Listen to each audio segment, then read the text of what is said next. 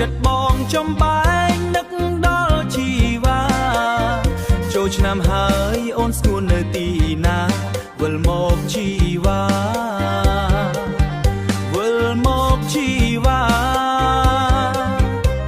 វិលមកលេងស្រុកអូនទៅធ្វើការនៅឯទីក្រុងចិត្តស្នេហ៍បងលងហើយចង់រំអុក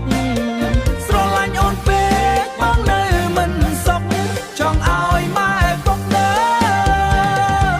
ចង់ឲ្យម៉ែពុកចូលដំដឹងស្រី